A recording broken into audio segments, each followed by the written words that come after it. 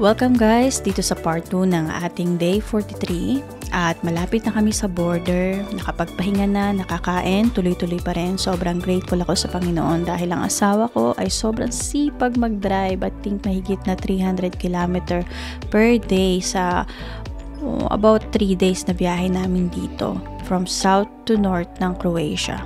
At dahil nga kulang ko sa pahinga, excited na akong makapunta sa susunod na bansa, which is ang Slovenia. We're going now. Continue forward. It's EU and the Slovenia. We're now going to Slovenia. They are not checking more. Darling, is that Slovenia already? But they should checking us better. Actually You look in the we get in everything back. yes.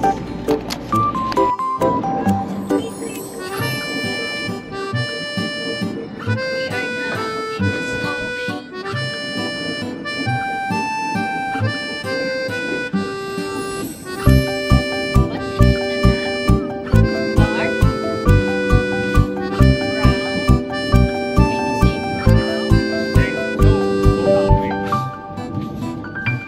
What is the dark?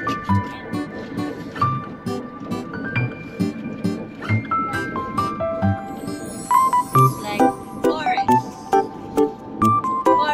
area.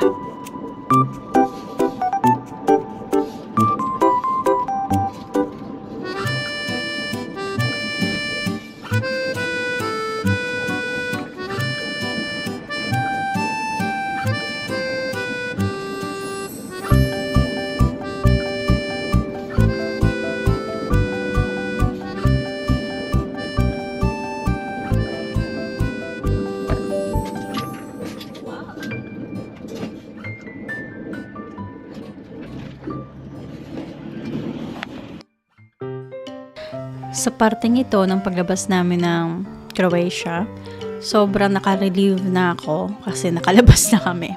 Makakapark na ng maayos, wala nang mambibibip sa amin. So, it's a full peace and relief na nakalampas na kami sa Croatia. Ang sabi ng husband ko, ibang-iba yung ambience ng Slovenia kesa sa Croatia.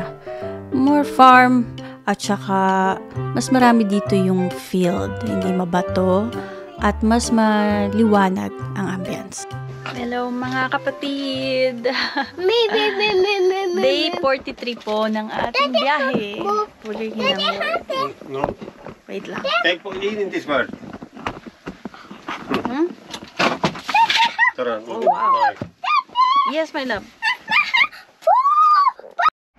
Kailangan ko nang bumili ng bagong battery ng ating GoPro kasi palya-palya na rin siya. Pero, Seika, nandito tayo.